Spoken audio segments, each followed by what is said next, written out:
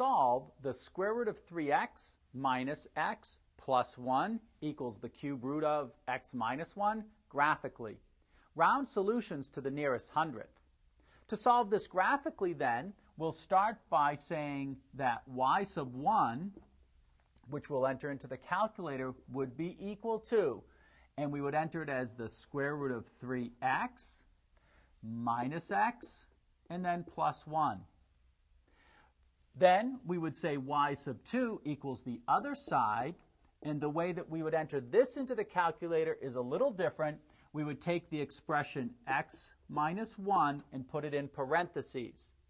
And then we would use the exponent, which is the caret, and then we would write in parentheses 1/3. And so that'll show that we mean to raise it to the 1/3 power, or the cube root. So let's go enter those into the calculator. So to enter the two equations, we use the equation editor, the y equals key. For equation y sub 1, we're going to use the square root of 3x. So we press the second and the square root, which is the same as the x squared key. We enter 3 and then the x variable key and close the parenthesis. So we have the square root of 3x. We're going to subtract, so the minus key, and then x for the variable key, and plus 1. That's our y sub 1 equation. To move down to y sub 2, we hit the down arrow key. And now we enter the expression x minus 1 in parentheses. So press the open parenthesis key, the x variable key. We subtract 1 and close the parenthesis key.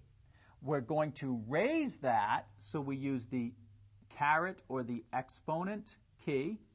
And now I want to enter 1/3, which I'm going to put in parentheses. So press the open parenthesis key, 1 divided by 3, close the parenthesis key. Before we graph this, let's just make sure our window is what we want, and that is set up correctly at -5, 5, 1 and -5, 5, 1. Press the graph key and watch it draw our graphs.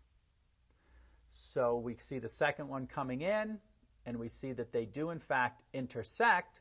To find that point of intersection, we press the second calc, which is the same as trace key. We have choices now. Number 5 is intersect, so we press 5. It's asking us for the first curve, if that's y sub 1, and it is, so we press enter.